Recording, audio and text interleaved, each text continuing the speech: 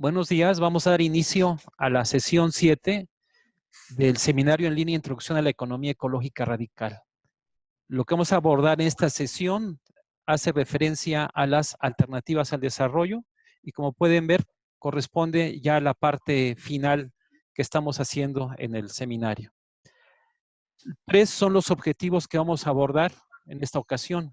Uno tiene que ver con la relevancia epistémica y ética de la noción de alternativas al desarrollo frente al discurso hegemónico de desarrollos alternativos. También vamos a hacer una reflexión sobre el origen y los aspectos geopolíticos y universalistas que van implícitos dentro del discurso del desarrollo. Y finalmente veremos algunas inercias de este discurso del desarrollo en una cuestión mucho más práctica, que es el modelo de política pública en México. Son 3 los elementos que tenemos en la agenda. En la primera parte, el doctor Barkin hablará sobre la importancia de explorar alternativas al desarrollo como uno de los elementos fundamentales de la economía ecológica radical. En el segundo tenemos invitado al maestro Gustavo Esteva, que nos hará referencia al concepto, al discurso del desarrollo como una estrategia geopolítica. Y finalmente tenemos la presencia de Violeta Núñez de la UAM Xochimilco, donde nos hablará del desarrollo y el proyecto del Tren Maya como un ejemplo de estos elementos que acabamos de mencionar. Doctor, le cedo la palabra para poder abordar el primer punto. Muchas gracias. Este seminario trata de la economía ecológica radical. Radical porque hemos definido desde el principio que el modelo de acumulación dentro del capitalismo y un manejo del proceso normal de desarrollo visto por los pensadores y los teóricos y los políticos que quisieron examinar la posibilidad de reformar la economía de mercado para poder construir un mecanismo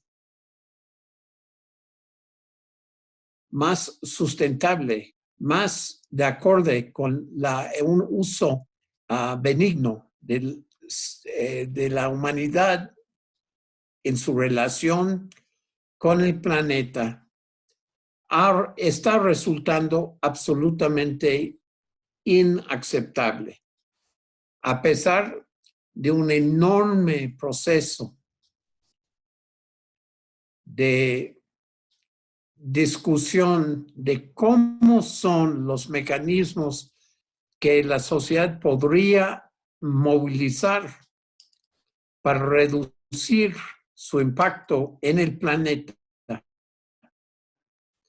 y para permitir un mayor simbiosis entre la humanidad y el planeta, hemos visto que este es crecientemente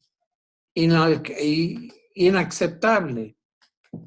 Las diversas manifestaciones de esta forma de contradicción entre la evolución de la economía, la evolución de la humanidad en su forma globalizada y las reacciones del planeta ha creado una serie de desequilibrios que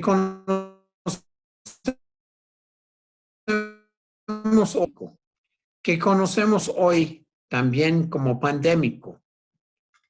Por eso, desde hace varios años ya, nosotros estamos trabajando en una versión radical de la economía ecológica.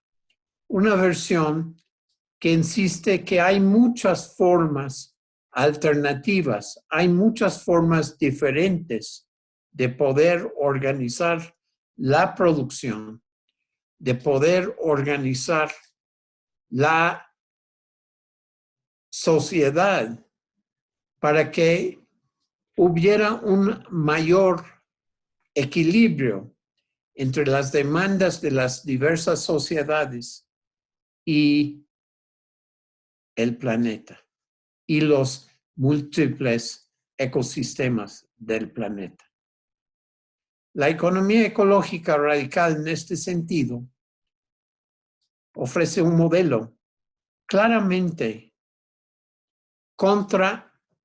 contrastante con el modelo del mercado promovido por el discurso del desarrollo sustentable, promovido por las diversas formas de un progreso más suave. En esta discusión hoy, en esta sesión de nuestro seminario, ya no estamos entonces hablando de modelos alternativos del desarrollo. Estamos hablando de la necesidad de construir una alternativa al desarrollo. ¿Qué implica eso? Implica, antes de todo, la necesidad de dejar de promover los índices del mercado globalizado como mecanismos de éxito o mecanismos, en el caso de la coyuntura actual, de fracaso cuando tenemos ritmos de crecimiento negativo, porque lo que necesitamos es considerar otra forma de organizar los recursos, otra forma de ver cómo vamos a promover la organización social para satisfacer las necesidades de la humanidad, de las diversas sociedades, dentro de las posibilidades de los entornos locales de cada una de las sociedades.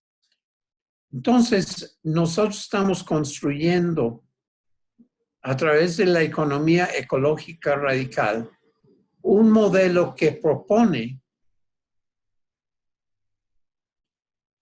un mundo, como dicen los zapatistas, donde caben muchos otros mundos.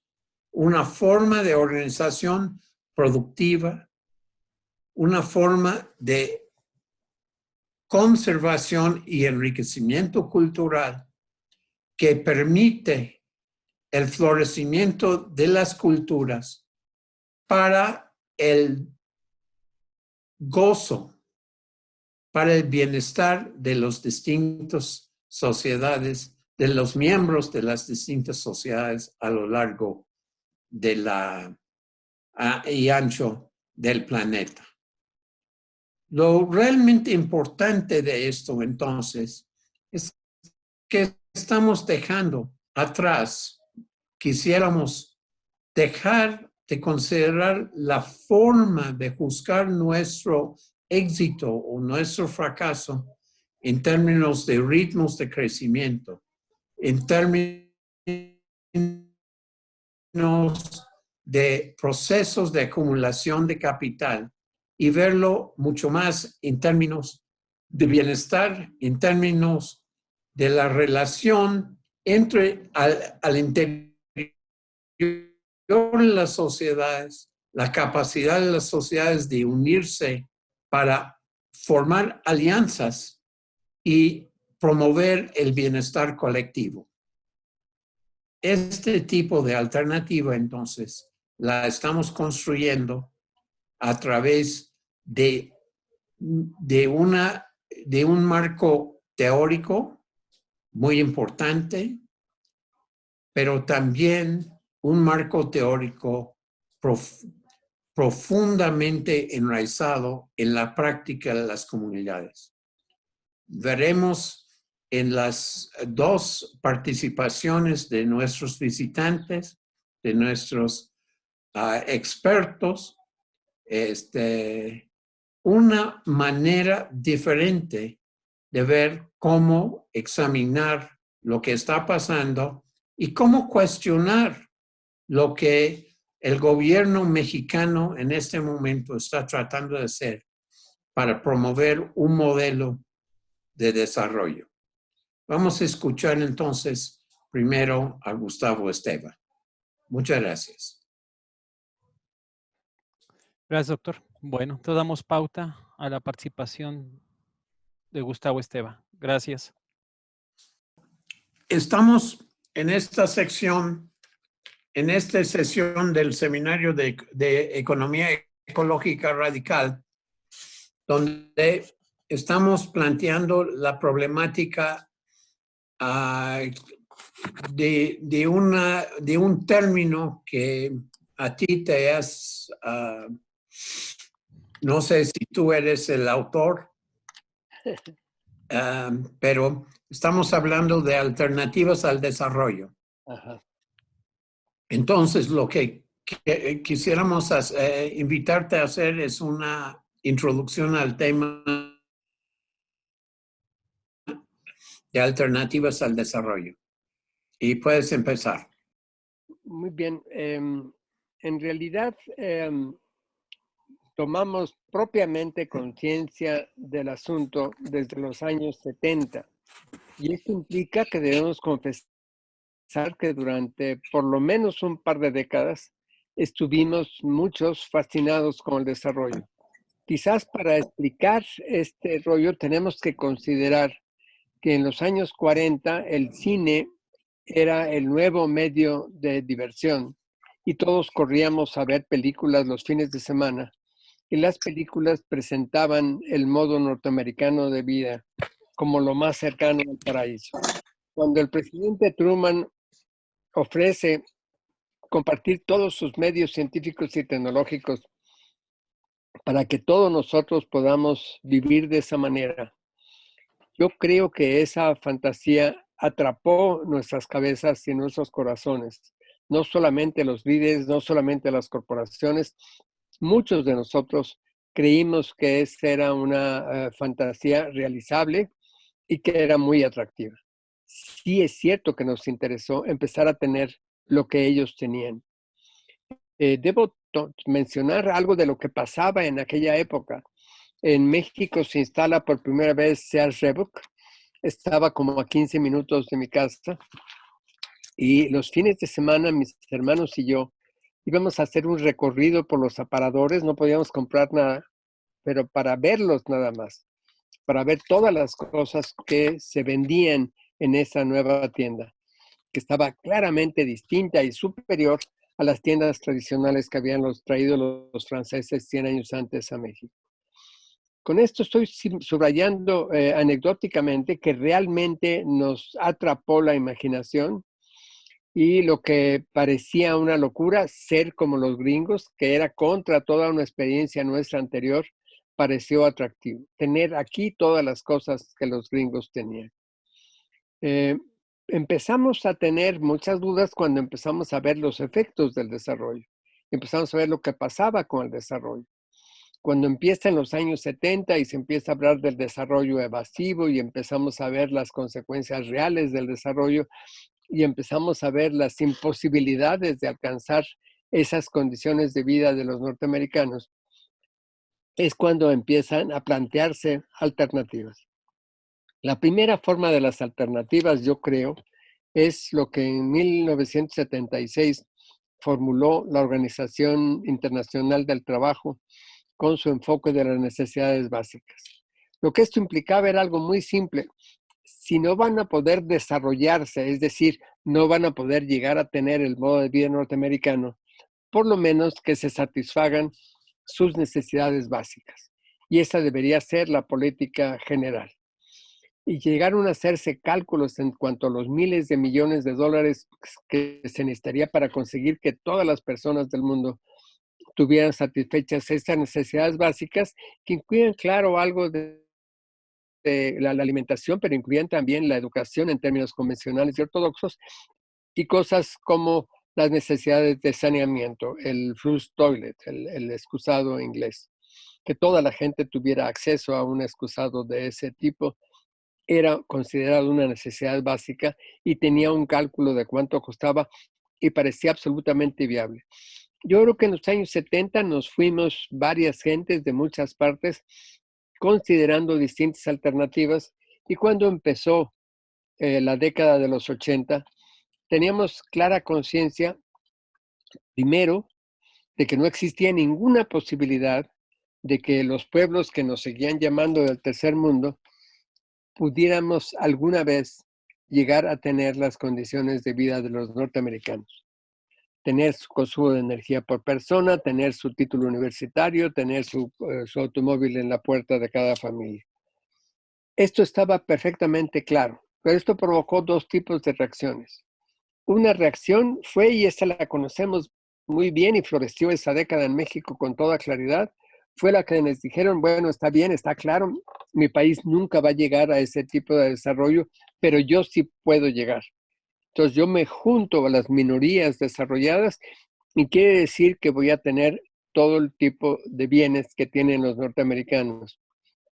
Y en tiempos de Salinas, unos añitos después, había frases cínicas en clases medias y altas que decían, no voy a vivir como los norteamericanos, sino mejor que los norteamericanos, porque voy a tener todos los objetos, todos los bienes que ellos tienen, todos los consumos que ellos tienen, y además criadas, que ellos solamente, gentes muy ricas en Estados Unidos, pueden tener criadas, y aquí un profesor universitario puede tener hasta dos. Esta era digamos, una confesión de una profunda injusticia, de una noción profundamente inmoral, pero que formaba la conciencia de muchas personas. Para muchos de nosotros, esa conciencia clara, evidente, demostrada, de que no se podía alcanzar el nivel norteamericano de vida, fue de pronto como una especie de iluminación, y básicamente era decir, pero qué tontería. ¿Por qué plantear que haya una definición universal de la buena vida? No entendíamos bien cómo habíamos sido tan estúpidos de pensar que vivir bien podía definirse de una manera, de forma universal, y asociarse con el modo específico de vida de un país. Y en los 80 entonces hubo este despertar de empezar a descubrir que todos nosotros teníamos otras maneras de definir qué cosa es vivir bien, que podíamos vivir de esa manera, que conseguirlo era viable, no como la meta imposible de alcanzar a los norteamericanos, y entonces empezaron a florecer las alternativas al desarrollo. De hecho, a mediados de esa década, hacia 85, 86, empezaban a realizarse algunos seminarios sobre postdesarrollo, o fue cuando Iván Illich nos invitó a un grupo de amigos a preguntarnos, después del desarrollo, ¿qué? Aquí quiero subrayar que en la que quizás era la primera reunión con Iván estaba ahí Wolfgang Sachs y Al Robert y otros que forman parte de ese grupo. Sabía Iván que yo no era un académico, sino una gente que estaba más ligada a movimientos sociales, y me preguntó directamente, Gustavo, si no tuvieras más que una palabra para decir qué cosa es estar después del desarrollo, ¿cuál es la palabra que tú usarías? Y casi inmediatamente me salió a la boca la palabra hospitalidad. Qué cosa que comenté en ese momento con Iván. Si el desarrollo está asociado con una definición universal de la buena vida, lo que significa estar más allá del desarrollo es que uno se abre hospitalariamente a múltiples maneras de vivir bien, que hay maneras de definir qué cosa es vivir bien, muy distintas en distintas geografías, en distintas culturas. Es lo que más tarde los zapatistas expresarían brillantemente con queremos un mundo en que quepan muchos mundos.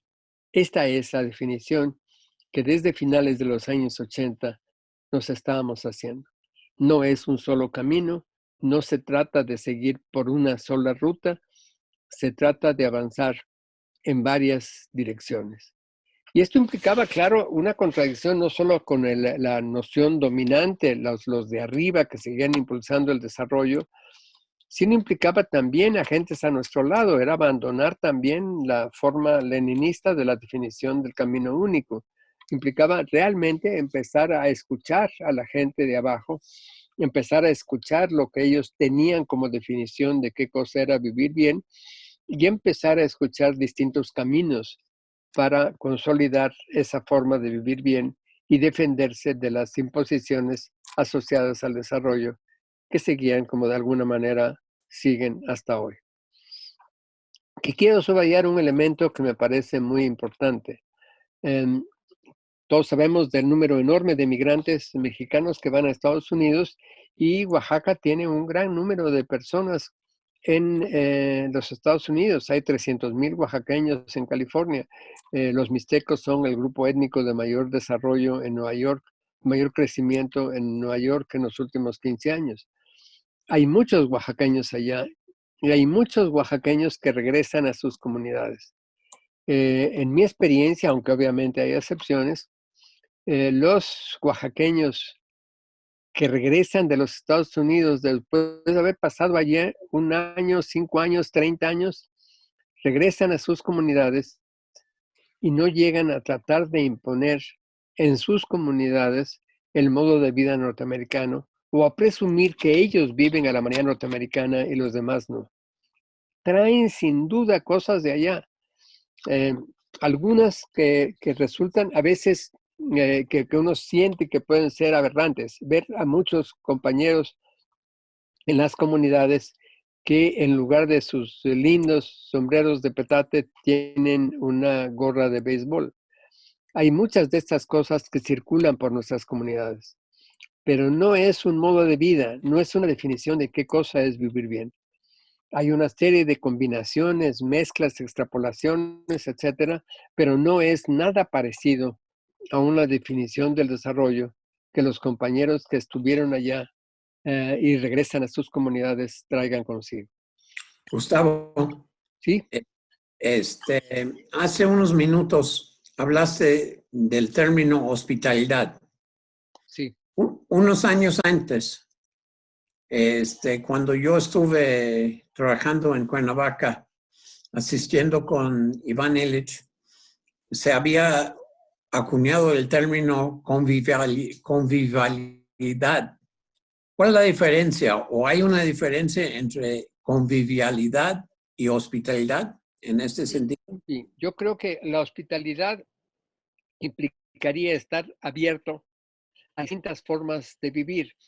Unas de esas formas de vivir, no una única, pero varias formas de vivir alternativas serían formas conviviales de vivir. Una sociedad puede ser convivial si usa herramientas conviviales. Y estas herramientas conviviales quiere decir que dos cosas al mismo tiempo. Una es que son herramientas que responden a la intención del que las usa. Es decir, que el usuario define qué uso le va a dar a su herramienta. Y segundo, que estas herramientas representan una forma de relación con los demás y con la naturaleza que no los destruye, que no los oprime, que no los afecta. Entonces, cuando se trata de una vida austera que finca en la alegría y la relación sana con los demás, una posibilidad de vida. Entonces, hospitalidad significa poder abrirse, entre otras cosas, a formas conviviales de vida.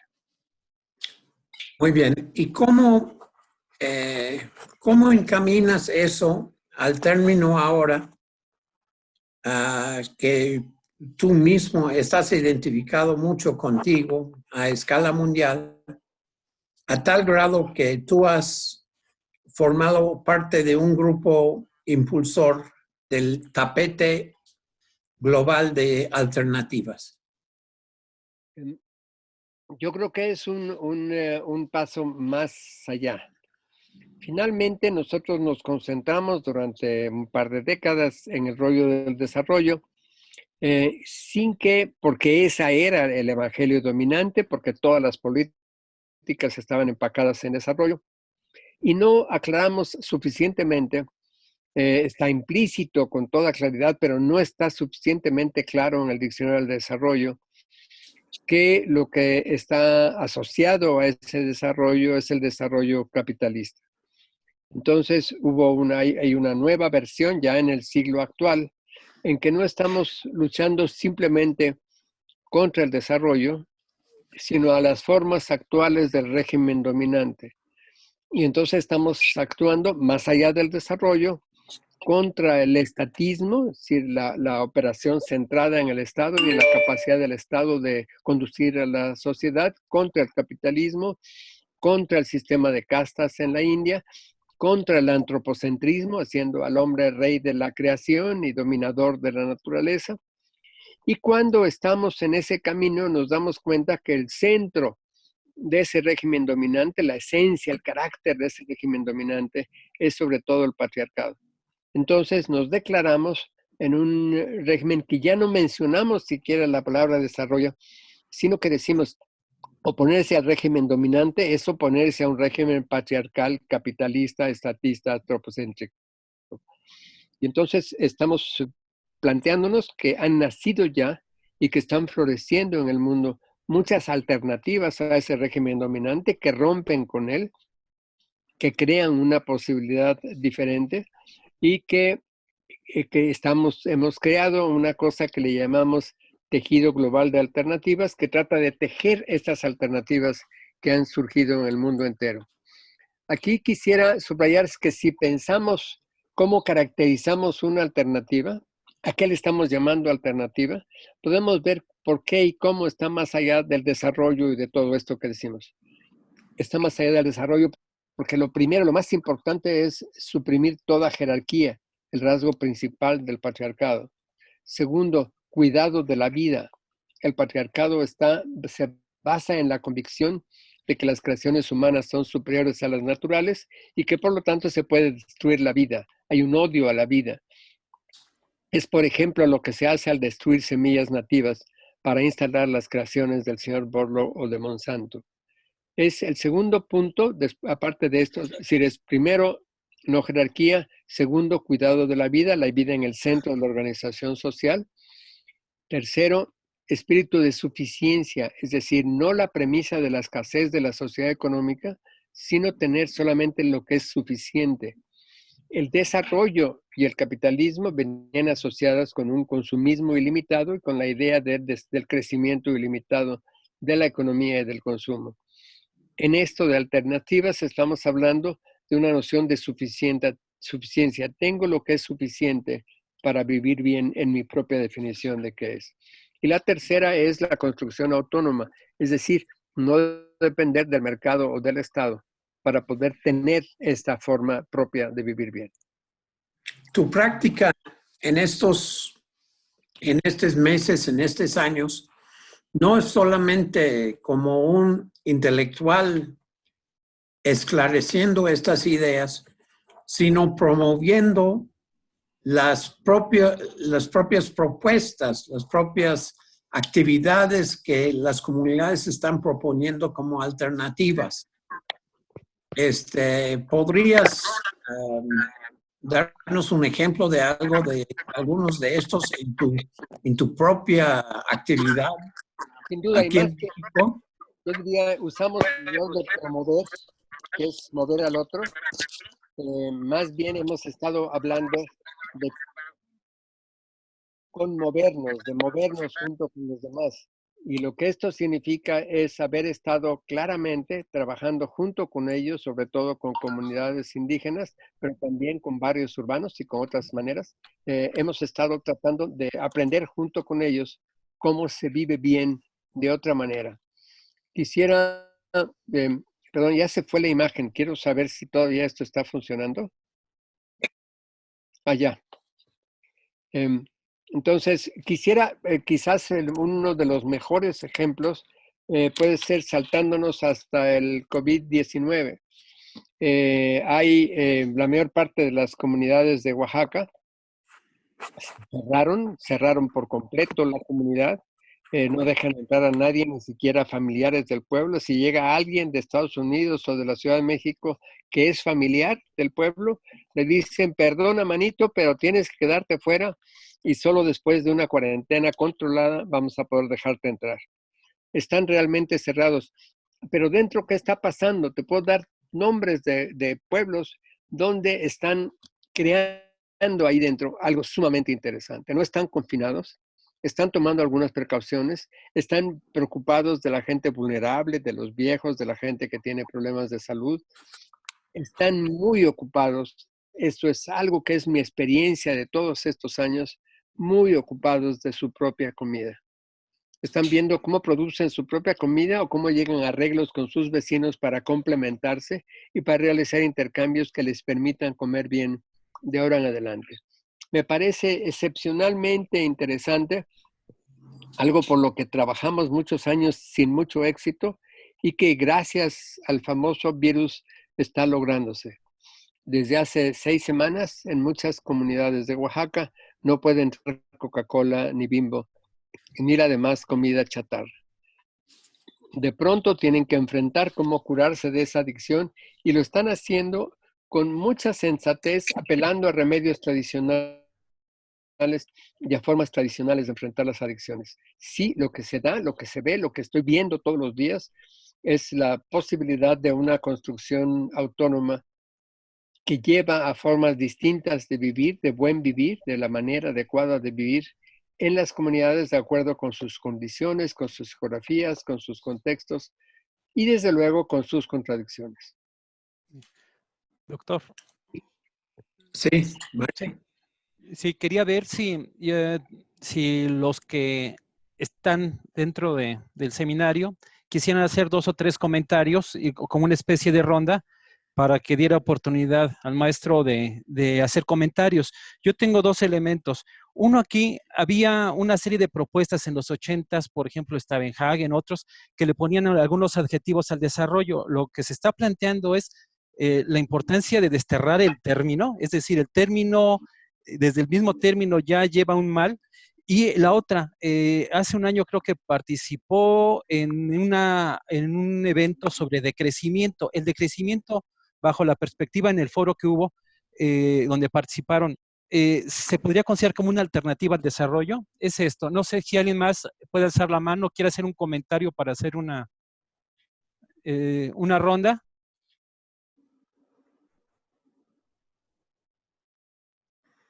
¿Quién más? Doctor. Si quieren, Sí. sí. Sí, porque no veo. Por favor, los que deseen participar, pongan la manita y vamos dando ese orden. Doctor Bargin, ¿quería comentar algo antes o damos oportunidad a no, vamos a dar a Gustavo la oportunidad de contestar estas 2 provocaciones. Sí. Yo creo que sí había muchos intentos, sí se reconocían los males del desarrollo como había sido pregonado y se les trataba de dar alguna otra forma. Quizás la forma predominante fue la que se dio cuando, gracias a la presión del movimiento ecologista, a movimientos ecologistas en el mundo entero, se creó la Comisión Brundtland para pensar una forma de desarrollo que considerara la parte ambiental y produjeron su término desarrollo sustentable. Yo creo que desde entonces, el día que se anunció la idea del desarrollo sustentable, buena parte del movimiento ecologista y muchos de nosotros dijimos de inmediato, es un intento de sostener el desarrollo, no la naturaleza y la cultura. Así que sí que no caímos en la trampa de que el desarrollo sustentable sí podía ser algo atractivo y conveniente. Hubo varios intentos posteriores. Poco después, como una paradoja que ilustra el problema, se inventa la noción de desarrollo humano, lo que implicaría que todas las formas anteriores del desarrollo eran inhumanas. Pero independientemente de este aspecto, que resulta así claramente una paradoja, es que esto que sería la culminación de dar al desarrollo una forma respetable o aceptable, se había intentado muchas formas anteriores, desarrollo integral, muchas formas que se intentaron en el camino. La UNESCO sacó una que se llamaba desarrollo endógeno en los años 70 y así otra serie de variantes. La del desarrollo humano regresa a la fórmula original trumaniana, en donde el desarrollo humano está asociada a un esquema invertido del producto. Entonces, sí que estamos en las mismas, que estamos, no eran más que vueltas, la misma gata, nada más que revolcada. Por eso nosotros rechazamos cualquiera de las formas, de las etiquetas que se le han puesto al desarrollo, que no aceptamos ninguna de ellas. Se me va en este momento la segunda cuestión. La segunda cuestión es lo de crecimiento. Evento que participó, creo, hace un año. Sí. Sí. Así es. Sí. El movimiento de crecimiento nació claramente como un movimiento de intelectual o de intelectuales activistas, un movimiento en el seno de universidades, un movimiento sumamente interesante en donde su supremo pontífice fue Serge Latouche, que elabora básicamente la teoría básica. Implica no simplemente detener el crecimiento económico, sino tratar de reducir el crecimiento. Es decir, que es no simplemente no crecer, sino descrecer. Que esto implica desmantelar una serie de cosas que han crecido fuera de toda proporción. Este es un movimiento que nace en forma muy intelectual y muy reformista. Es decir, vamos a proponer ciertos cambios en las políticas oficiales y que los gobiernos se planteen una orientación distinta del modelo económico y social. Y que en lugar de proponerse el crecimiento a toda costa, como lógica capitalista fundamental, puedan proponerse una evolución diferente. Y que esta evolución diferente implique no solo crecer menos o no crecer, sino descrecer. En algunas áreas se trata de empezar a desmantelar las cosas que han crecido demasiado. Tenía evidentemente algunos elementos interesantes y hay un grupo dentro del movimiento de descrecimiento que se ha vuelto cada vez más radical y que avanza en un camino alternativo. Quiere decir que no es como fue al principio, como fue originalmente, en Latouche se puede ver con claridad, es una forma de acomodo al sistema dominante, es una variante del sistema dominante. Es una forma más sensata, es una forma atractiva, es una forma que tiene sin duda cosas positivas, pero sigue siendo una forma del sistema dominante. En Latouche no hay todavía un aliento antipatriarcal o anticapitalista o antiantropocéntrico. Es simplemente este sistema que tenemos que sea un sistema más sensato, que no haga las locuras que está haciendo. Pero dentro del movimiento de descrecimiento sí debemos reconocer que hay un aliento en un grupo cada vez más radical y que quiere unirse a movimientos sociales. Pero hoy en día el grupo de crecimiento que básicamente está centrado en Europa está tratando de crear otros entornos de vida. Estoy refiriéndome a un héroe de este grupo que puede ser Tim Jackson, que escribió un libro, Prosperidad sin Crecimiento, o Giorgio Calles y las comunas que están construyendo en España. Ellos están argumentando que ellos están construyendo otra forma de organización social para enfrentar el mundo actual. Yo creo que sí, dentro del movimiento hay quienes realmente se han radicalizado y no tratan simplemente de adaptarse al sistema, sino hacer otra cosa. Yo creo que sí hay ese impulso dentro del movimiento. Pero yo tengo la impresión que no representa el tipo de reorganización social y productiva de que tú estás refiriendo en tu experiencia con las comunidades oaxaqueñas. Así es, no es así. En algunos casos hay un pequeño aliento utópico de crear condiciones más o menos excepcionales, como aislarse y salirse del sistema y crear una especie de comunidad utópica diferente. En otros casos, los cambios en el modo de vida no son desde mi punto de vista, suficientemente radicales.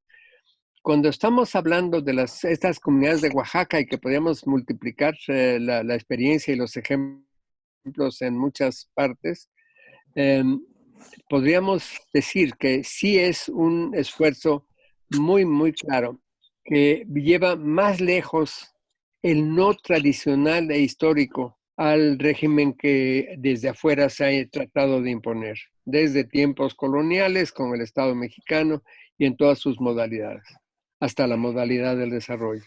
Este no de las comunidades indígenas tradicionales se transforma ahora en un múltiples síes donde se afirman en una forma de vivir diferente, donde se están afirmando realmente en un modo de vida que corresponde a sus tradiciones, pero que también incluye elementos contemporáneos.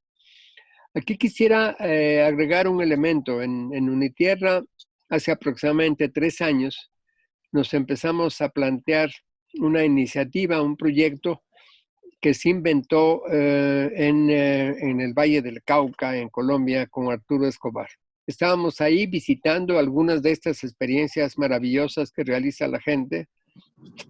Y Arturo y yo platicando, dijimos, bueno, quizás lo que tendríamos que hacer es documentar estas experiencias que están claramente desafiando el sistema dominante y que van muy lejos en sus empeños. Arturo, por distintas razones, no pudo hacerlo allá en Colombia porque después se fue a jubilar y demás. Y entonces lo empezamos a hacer en México. Y entonces empezamos en México a identificar colectivos, comunidades, grupos que estuvieran no simplemente más allá del desarrollo en el sentido de correr el camino hacia Estados Unidos, sino una ruptura real con el régimen dominante. Y eran colectivos antipatriarcales, anticapitalistas, antiestatistas, antiantropocéntricos. Y los encontramos en Chihuahua y en Veracruz y en Chiapas y en Yucatán, lo mismo que en Oaxaca. Quiere decir que estas experiencias ya están allí y representan una posibilidad de existencia social realmente diferente. Hay de todo. Ves junto a comunidades indígenas tradicionales que recuperan viejas tradiciones, tenemos un grupo que forma parte de Crianza Mutua que se llama Sotuta, que es un grupo eran 12 o 15 jóvenes universitarios brillantes que habían salido de la UAM y de la UNAM y de varias universidades de la Ciudad de México con resultados brillantes en las escuelas de personas más o menos de clase media o media alta, personas acomodadas, y que teniendo una clara posibilidad de desarrollo profesional, de ejercitarse como los profesionales que acababan de recibirse, dijeron que esa vida no tenía sentido y no quisieron vivir así. Recorrieron varias partes del país y finalmente escogieron un pequeño pueblo en Yucatán donde se fueron a arraigar. Quisiera mencionar algo que me parece enteramente excepcional de este grupo. Tienen algo de dinero, apoyo de sus familias, tienen un pedazo de terreno en el pueblo, pueden instalarse ahí, podrían ahí construir sus casas. El dinero no lo han utilizado, siguen viviendo después de 3 años en casas de campaña en ese terreno, porque el dinero lo han utilizado para estar en el pueblo, para construir cosas con el pueblo, para enraizarse en el pueblo. Quiere decir que su trabajo, su vida ha estado asociada a la vida del pueblo, no a un grupo de 13 desbalagados que van a la montaña. No es una comunidad utópica, sino que es enraizarse en un modo de vida diferente para realizar una vida que tenga sentido. Estos son los grupos que estamos identificando como Crianza Mutua y le llamamos así con Grimaldo Rengifo, trayendo la palabra de Perú, de cómo la utilizan los indígenas de allá, para hablar que nos crían los cerros y los animales y las plantas y las otras personas, igual que nosotros los criamos a ellos, que hay una crianza mutua. Y estamos viendo cómo estos colectivos, estos grupos, se crían unos a otros. Acabamos de tener la primera reunión nacional el 18 de abril, que naturalmente tuvo que ser una reunión virtual. Habíamos soñado que fuera ya la primera reunión presencial de todo el grupo. Y vamos para adelante, vamos en crianza mutua identificando a los que generan una forma de vida diferente, más allá del desarrollo, desde luego, pero más allá de todo lo demás también. Muy bien. ¿Podrías hacer un comentario con base en lo que tú sabes de lo que está pasando en Chiapas? Es un ejemplo de lo que tú quisieras estar viendo en otras partes. Sí, sin duda alguna. Hay un aspecto que es clarísimo, es la construcción autonómica. eh, si lo definimos en mis términos de crianza mutua, es antes que nada antipatriarcal, la supresión interna de las jerarquías en las comunidades, esto es muy claro, el cuidado de la vida ocupando el centro de organización social, lo que le da un papel especial a las mujeres, la preocupación por la suficiencia y la construcción autonómica que implica son virtualmente autosuficientes en su comida. Más del 90% de lo que producen, lo producen ellos, de lo que comen, lo que producen ellos mismos. Son autosuficientes en materia de sanación. Esto implica que una persona de la comunidad con una capacitación médica específica visita a cada familia cada semana para discutir cómo vivir sanamente. Y tienen además clínicas magníficamente instaladas donde actualmente ya no van casi los zapatistas porque están sanos, sino que van personas de la región porque encuentran que esas clínicas son mejores que las públicas o las privadas. Y además tienen un sistema de formación propio, le siguen llamando escuelas a cosas que no se parecen a ninguna escuela de la que uno tenga noticia, donde llegan los niños y el profesor que no es un profesor titulado, sino que es uno de la comunidad con cierta preparación, que es un promotor de educación, y juntos deciden qué cosa van a aprender ese día y con quién y cómo lo van a aprender. Entonces, son realmente autosuficientes en todo esto, pero al mismo tiempo reconocen sus limitaciones y tienen una conexión con el mercado capitalista. Venden un buen millón, varios millones de dólares de distintas cosas en ese mercado capitalista para comprar sus celulares, los equipos de radio para sus 17 radios comunitarias, los distintos aparatos, los equipos de rayos X de las clínicas. Y una cosa que me parece relevante, cada una de las 5 clínicas tiene una ambulancia. Es decir, que no hay fundamentalismo en su atención de la sanación. Reconocen que hay algunos casos que ellos no pueden resolver y tienen una ambulancia para que pueda llevarse a los pacientes que tienen el problema a un hospital público o privado. Según la última información que tuve, en una de estas clínicas habían usado la ambulancia 8 veces en un año. Quiere decir que solo hubo 8 casos en todo el año, en toda la región, que habían necesitado una atención hospitalaria diferente, porque se habían caído de un árbol un señor y se rompió la cabeza y cosas así. Creo que sí es un ejemplo de lo que está pasando y cómo está pasando.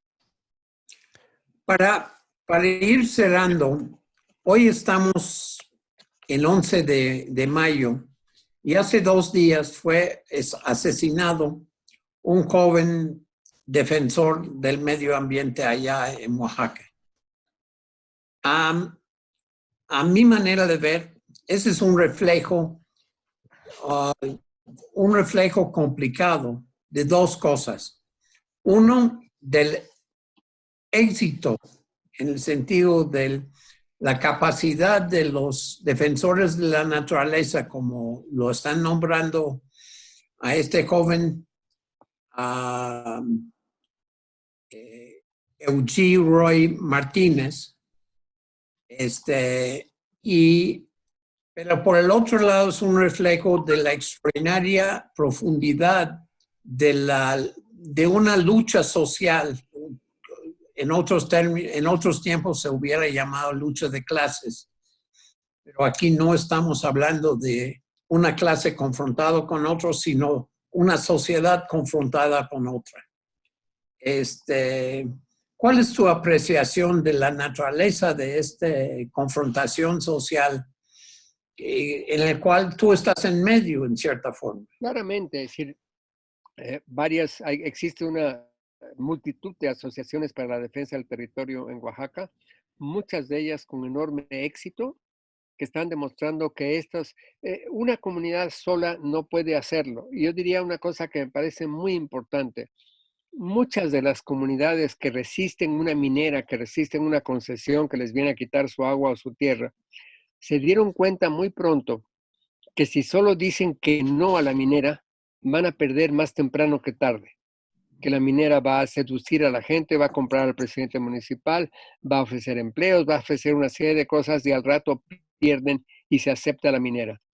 Que los pueblos tienen que, además de decir que no a la minera, tienen que afirmarse en un sí creativo, que van a estar construyendo algo alternativo a la minera. Y entonces así ganan y así sí tienen un triunfo y así logran, pueden hasta empacarse de una manera arbitraria, absurda, como es Capulalpan, que resiste una minera y que se viste de pueblo mágico.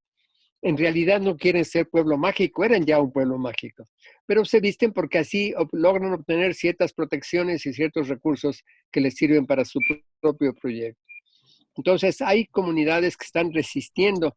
Tengo la impresión de que algo así como el 40% del territorio de Oaxaca está concesionado y están las mineras encima y están toda una serie de proyectos como los eólicos que han sido un avance destructivo de muchísimas comunidades, de muchísimas tierras, y que los pueblos están resistiendo y que ante una increíble, yo diría, primera forma de defensa, han creado una relación de costo-beneficio que hacen que las mineras se vayan. Que las mineras, después de varios años de intentar, dicen, aquí es imposible, esto es muy costoso, mejor nos vamos a otro lado donde no haya tanta resistencia. Entonces es una primera manera de triunfar. Pero la otra implica organizarse para enfrentar la represión gubernamental del Estado o de la Federación, la forma de los paramilitares y finalmente la forma de uso de los sicarios. Aquí hay una combinación de sicarios. Hay sicarios de las propias compañías mineras que lo han estado usando.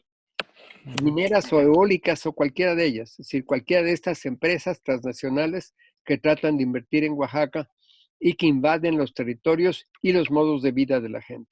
Yo creo que esto se está dando, que es sumamente grave y que inclusive se ha estado manejando este periodo especial del virus para avanzar en esa dirección. Acabamos de sufrir una agresión sumamente fuerte en San Mateo del Mar, que es un viejo conflicto, y entonces son las huellas, los restos, los muy pocos restos que quedan del PRI o del PRD, aliados con cárteles, con sicarios o con estructuras del gobierno que siguen agrediendo a estos pueblos que efectivamente, como dices bien, son sociedades que están luchando contra otra sociedad.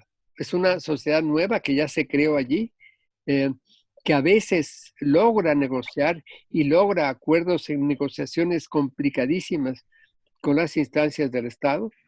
Por ejemplo, algo que van consiguiendo poco a poco y de manera muy esforzada para la reconstrucción después del terremoto de 17 en el Istmo.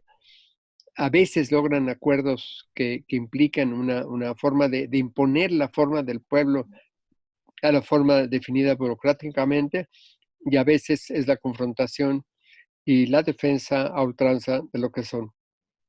Pues te agradecemos muchísimo esta participación en este seminario de Economía Ecológica Radical. Y pues estamos seguros que nuestros asistentes van a estar extraordinariamente interesados y van a ver los documentos tuyos que respaldan todo este diálogo que hemos tenido por casi 3/4 de hora. Te agradecemos muchísimo, Gustavo. Con mucho gusto, David. Gracias por invitarme a tu seminario. Un gusto. Un abrazo virtual a Susana Distancia. Nos vemos. Hasta pronto. Sí. Chao. Muchas gracias. Ahora, vamos a tomar un breve receso y vamos a invitar a Violeta Núñez a participar con nosotros. Doctor, ¿puede avisar más o menos sobre qué tema va a participar Violeta? Violeta Núñez es una economista que ha trabajado arduamente en los últimos tiempos con un grupo de gente para descifrar y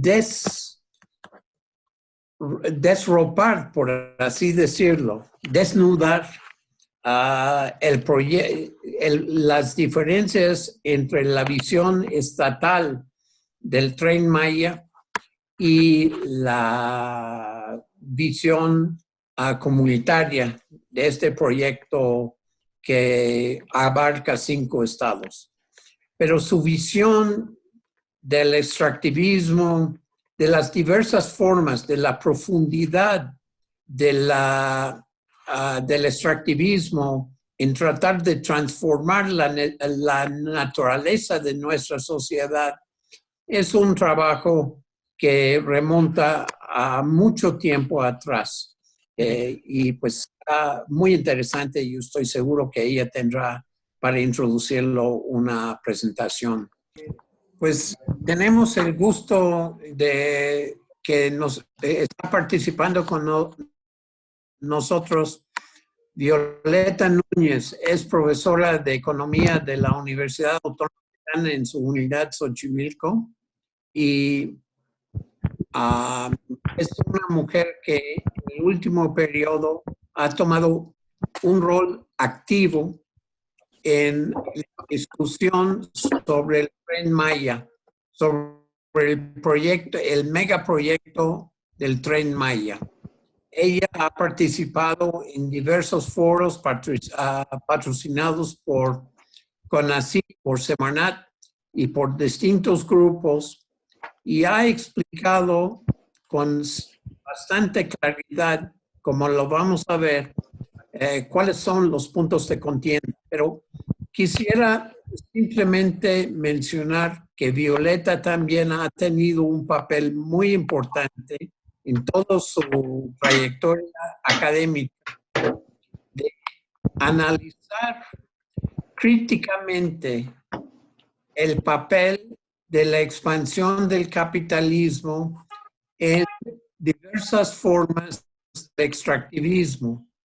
Una de sus últimas líneas de trabajo ha sido extraordinariamente importante e innovadora porque ha señalado el extraordinario peligro que corremos como país con la extensión del extractivismo a las aguas profundas de las costas de México y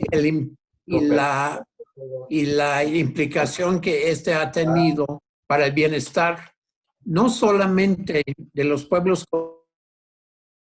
costeros, sino para la propia salud, la salud de los océanos. El trabajo de Violeta refleja una creatividad y un profundo conocimiento y una capacidad de escarbar, literalmente, en ciertos sentidos, de escarbar información y datos para ponernos al tanto de los extraordinarios problemas que enfrentemos. Hoy, nuestra conversación, Violeta, yo creo que va a centrar en el Tren Maya, ¿verdad? Claro, claro, claro. Entonces voy a iniciar. Bueno, primero, pues muchas gracias tanto a Mario como al doctor Barkin. A ustedes dos les agradezco mucho la invitación. Y bueno, lo primero que quisiera decir, así como introducción, es que el proyecto de desarrollo Tren Maya está considerado dentro del Plan Nacional de Desarrollo como el proyecto de infraestructura más importante de este gobierno de la Cuarta Transformación. Y bueno, hace unas semanas, cuando la Secretaría de Comunicaciones y Transporte otorgó esta asignación a Fonatur para operar ya, y bueno, que ellos a su vez puedan otorgar los permisos necesarios para las licitaciones o los licitantes para operar el proyecto de desarrollo Tren Maya. Se estableció en el plan, en el diario oficial, que este es el proyecto, así está considerado, más importante de la historia, ¿no? Entonces, bueno, nos estamos enfrentando, dicho en estas palabras, a algo que todavía no conocemos bien lo que va a ocurrir. Estamos hablando de que están implicados 5 estados de la República, Chiapas, Tabasco, Campeche, Yucatán y Quintana Roo, y en estos estados se está proponiendo hacer este proyecto, un megaproyecto, como nosotros decimos, que bueno, se conoce como Tren Maya, pero no solamente es un tren, implica la construcción de ciudades, de 18 estaciones donde se van a construir ciudades, es decir, ahí está toda esta idea de urbanizar el sur, porque ha quedado al margen del desarrollo, y entonces esta visión de que hay que llevar el desarrollo, pero un tipo de desarrollo basado en la construcción número 1 de un tren, pero de ciudades, y también de algo que se ha denominado originalmente, aunque le cambiaron de nombre, de la edificación de polos de desarrollo. Y bueno, estos polos de desarrollo son centros industriales donde se encontrará aparentemente algún elemento local que pueda ser como parte de una economía de arrastre, pero bueno, incluye parques industriales, incluye varios elementos que todavía incluso se están definiendo, pero que eso sería a grandes rasgos lo que estarían ellos planteando: cambiarle el rostro a la península de Yucatán, desarrollarla. Han dicho Fonatur en particular que va a llevar el desarrollo por primera vez. El presidente de la República ha comentado que es el momento de hacerle justicia al sur. Y bueno, hay un gran debate en torno a este proyecto, si realmente puede lograr esta transformación. Y bueno, un elemento adicional es que se propone, y con eso cerraría esta introducción, se propone un reordenamiento de un territorio que ha estado habitado por 3,000 años, y bueno, 3,000 años de antigüedad tienen ahí viviendo los pueblos mayas y siguen viviendo ahí, y bueno, ellos han comentado que ya están ordenados, pero ahora desde el centro se les propone un reordenamiento. Yo creo que es muy importante la forma en que formulaste esta introducción, porque plantea el centro de lo que es este seminario, que es la economía ecológica radical.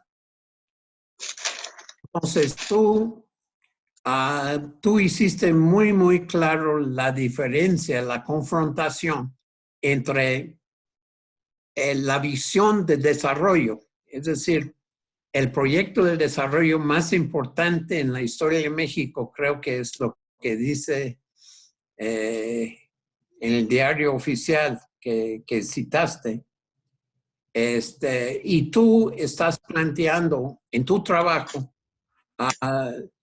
el impacto, la incidencia de este tipo de desarrollo versus un alternativa al desarrollo que acabamos de venir discutiendo con Gustavo Esteva, una alternativa al desarrollo que implica mucho más apegado al bienestar de las comunidades. ¿Quieres seguir con este tipo de análisis? Sí, sí, claro. Sí, justo hay que repetirlo, en el Plan Nacional de Desarrollo está señalado así: es el proyecto de infraestructura y de desarrollo socioeconómico más importante de este sexenio. E insisto, ahora hace 2 semanas se dijo que era el proyecto más importante de la historia. Y bueno, un punto número 1 que se ha establecido en los pocos documentos que tenemos todavía públicos, porque también la información se ha reservado, así ha sido deliberadamente. Lo que se dice es que por primera vez, otra vez insisto, se va a llevar el desarrollo al sur.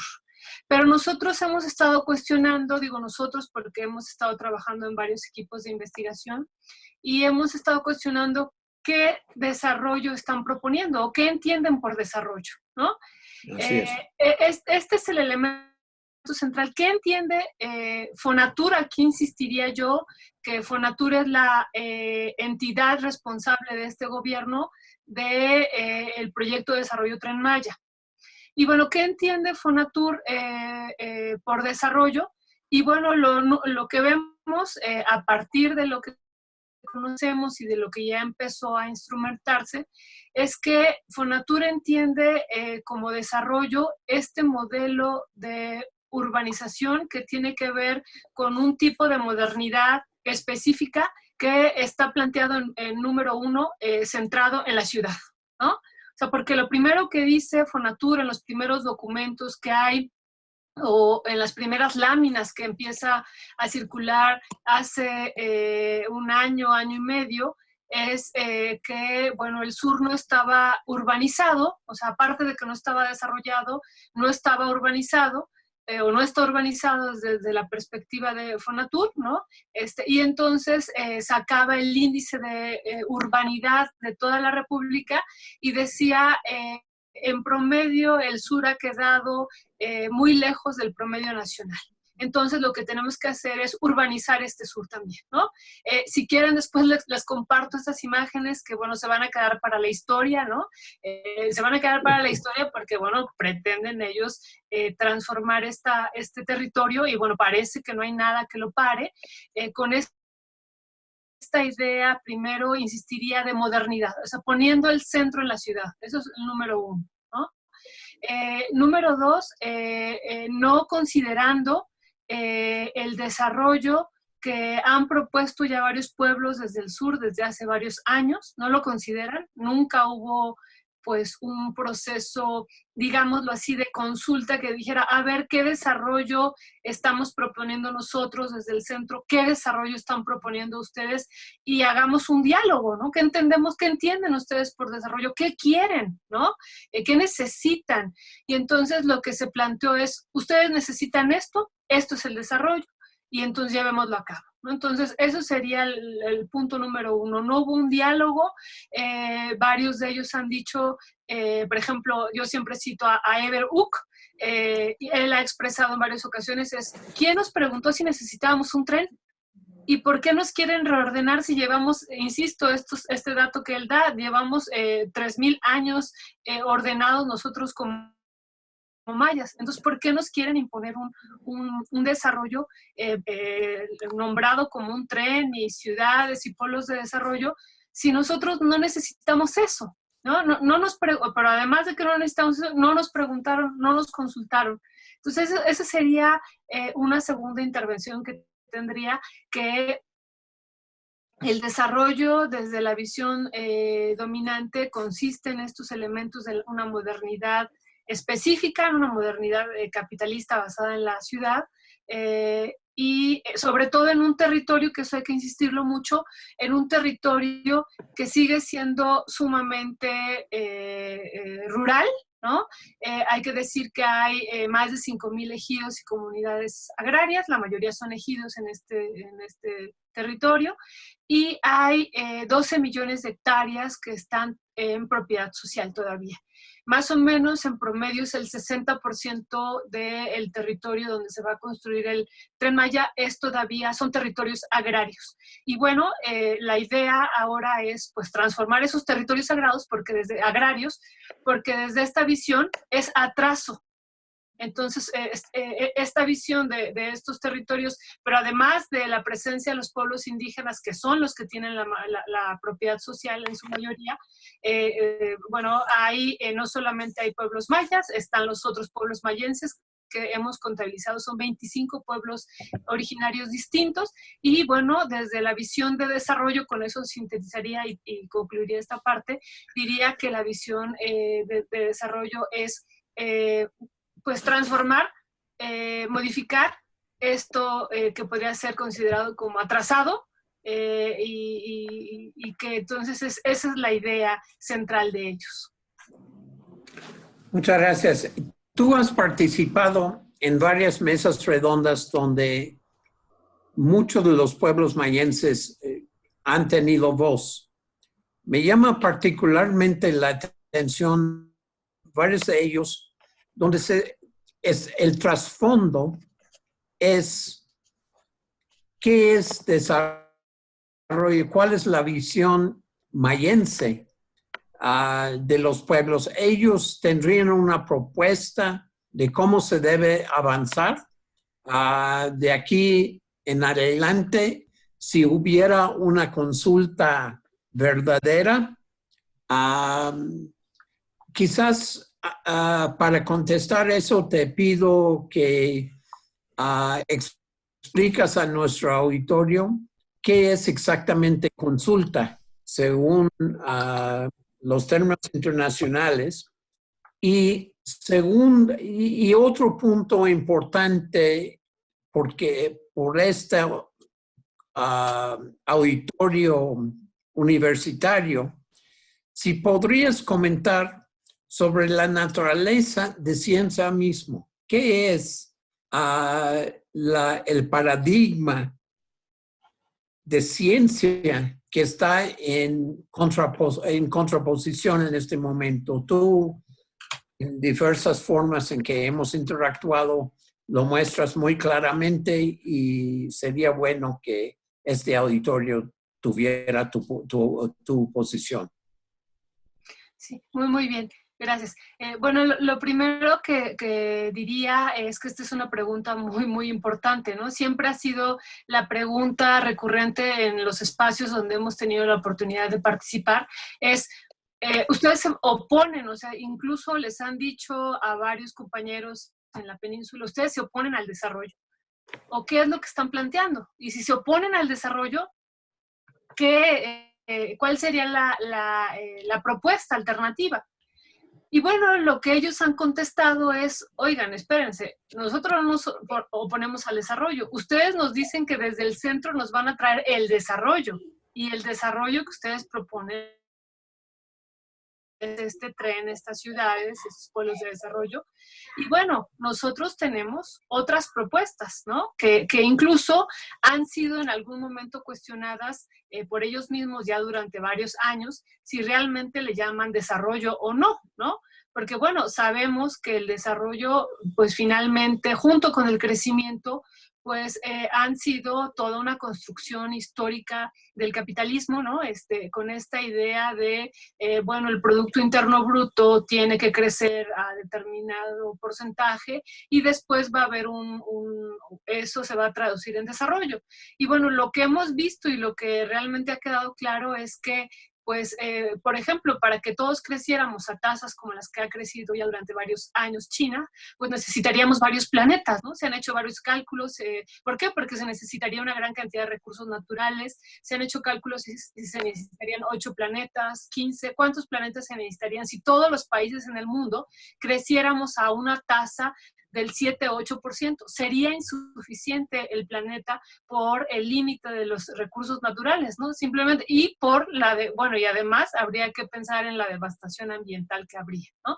Entonces, bueno, desde esta perspectiva y con una visión crítica a lo que es el desarrollo, varios de estos pueblos, incluso recurriendo o pensando en otros espacios también como América Latina, han propuesto alternativas al desarrollo, no desarrollos alternativos, sino alternativas al desarrollo. Y el sur, por ejemplo, en el estado de Chiapas ha habido avances muy importantes de otra forma de vida, otro modo de vida que incluye lo que sería como bienestar, ¿no? Y, por ejemplo, le han nombrado en estos espacios el Equilaltic, el Equilcuchilejal, por ejemplo, donde ellos dicen, esta es nuestra transformación que estamos proponiendo, no es desarrollo, es una relación más armónica con la naturaleza, no una relación como la ha establecido el capital de extraer recursos naturales únicamente con el objetivo de incorporarlos al proceso productivo y después vender las mercancías y ganar, ¿no? Más bien ahí ha sido una relación más armónica con esta esta naturaleza que para ellos está viva, ¿no? Por eso, y no es nada romántico, ellos nombran a estos espacios pues como sujetos con corazón, ¿no? La madre tierra, pero también todos los otros espacios en los que ellos conviven, están vivos y llenos de seres, ¿no? Que son sumamente importantes, ¿no?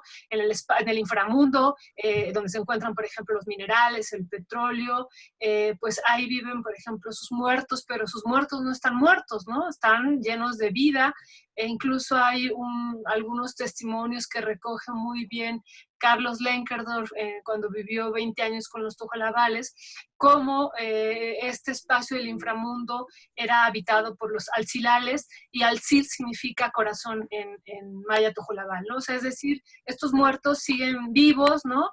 Y entonces, desde su perspectiva, por ejemplo, llevar a cabo un proyecto de extracción de minerales o de petróleo o de gas en el subsuelo, pues implicaría afectar estos espacios que forman parte de su cosmovisión, ¿no? Estos territorios que forman parte de su cosmovisión, ¿no?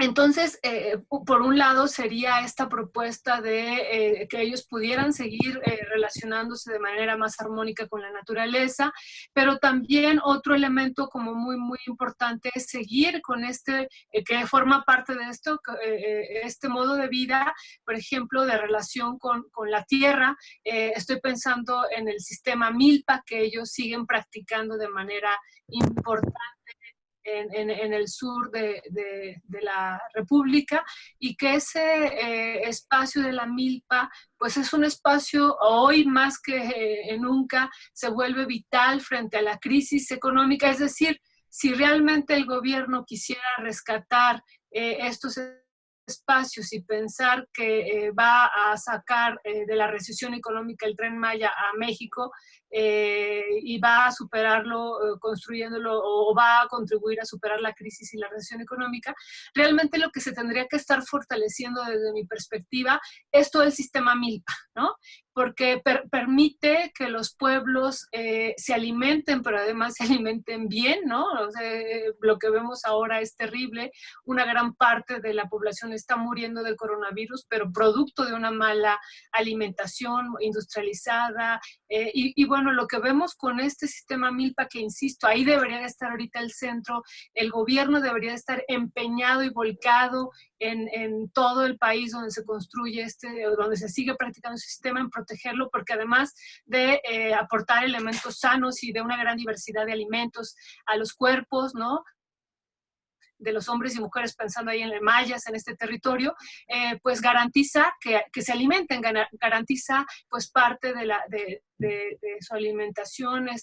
Si debatiéramos en torno a lo que es la seguridad alimentaria, pues estaría cubierta con este apoyo de la milpa. Entonces, el buen vivir que ellos han nombrado, podríamos hacer esta traducción del Equil Altig, Lequil Cuchinejal, Huachayón y otras que han pervivido en este sur, pues se traduciría en esto, ¿no? O sea, en una vida más armónica, una relación más armónica con la naturaleza, una posibilidad de que ellos puedan seguir recreando su cultura a partir de sus cosmovisiones, y bueno, parte fundamental, insisto, es su relación con la tierra, y en particular con este sistema Milpa, que estaría siendo cuestionado y prácticamente, eso sí hay que decirlo, desaparecido en estos 170 ejidos que van a ser impactados por el Tren Maya, ¿no? O sea, son 170 ejidos que digan lo que digan, que van a ser socios del Tren Maya, eso no es, o sea, esto va realmente en un momento a desaparecer, ¿no? Y habrá otras repercusiones sobre una gran cantidad de ejidos que habrá alrededor, ¿no? Entonces, por ahí dejaría esta tercera intervención. Sí, doctor. Bueno, pero... ¿Va a comentar algo, doctor?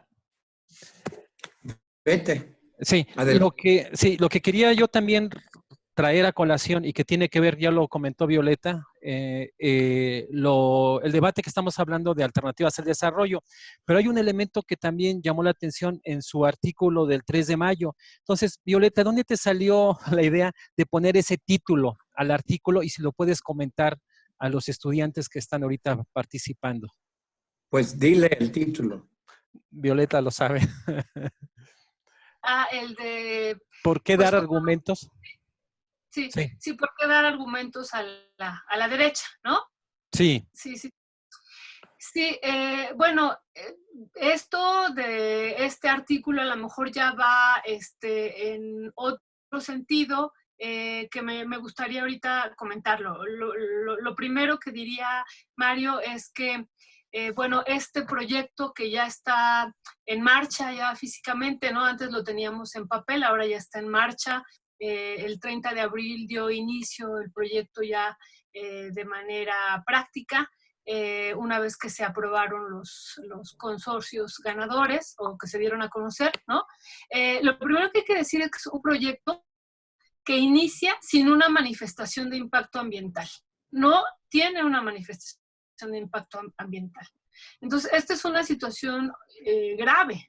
¿Por qué? Porque primero, cualquier proyecto que se haga en este país y que tenga una repercusión sobre los ecosistemas debe tener una manifestación de impacto ambiental y no se hizo. Entonces, eso es lo primero. Entonces, cuando yo hablo de darle argumentos a la derecha, yo creo que, o sea, a la derecha para golpear al régimen de la Cuarta Transformación y al gobierno de López Obrador, insisto que este proyecto del Tren Maya tiene cientos de elementos que podríamos encontrar y que le darían argumentos a la derecha para, pues, contribuir. Algunos llaman incluso desde la propia gobierno de la Cuarta Transformación como un proceso de golpe blando que se ha ido orquestando. Y bueno, pues lo vemos todos los días, ¿no? Todos los días vemos elementos en las redes sociales, ¿no? Por ejemplo, la semana pasada Frente Nacional Anti-AMLO, lo del Consejo Coordinador Empresarial, lo de Coparmex, en su momento lo de TV Azteca, lo de Salinas Pliego, lo de los subsecretarios de salud, ¿no? Narro, Julio Frenk, Chertoriski, Carlos Loret de Mola, y podríamos enumerar muchos más. O sea, todos estos elementos que están contenidos en el Tren Maya y que han dejado pasar, pues desde mi perspectiva son argumentos para la derecha y para la ultraderecha para golpear a este gobierno, ¿no? Entonces, lo primero es, no hubo manifestación de impacto ambiental, que eso es gravísimo, ¿no? Y ahí yo creo que hay que ser también, o pensar por qué la Secretaría de Medio Ambiente pues no ha actuado. Ahí estoy preocupada. Fonatur dijo, es que no se necesitaba hacer manifestación de impacto ambiental porque el impacto ya está dado, cuando realmente estamos hablando de un nuevo proyecto. O sea, estamos hablando de que se van a aprovechar las vías, pero bueno, se van a construir 18 ciudades. Eso sí va a tener un impacto ambiental. Se van a construir pueblos de desarrollo. Eso también va a tener un impacto ambiental. Y bueno, van a entrar estas fibras financieras que van a permitir el arribo del capital inmobiliario. Eso también va a tener un impacto ambiental. Y dos, no hay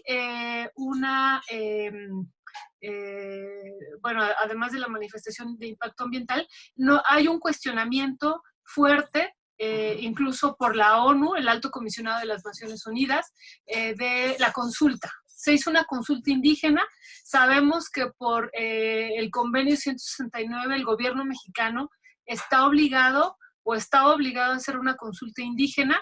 Y bueno, esta consulta indígena se hizo, pero bueno, fue cuestionada. O sea, fue una consulta cuestionada no por los activistas ni por los pobladores del sur que se han opuesto sistemáticamente y no se les ha hecho caso, ¿no?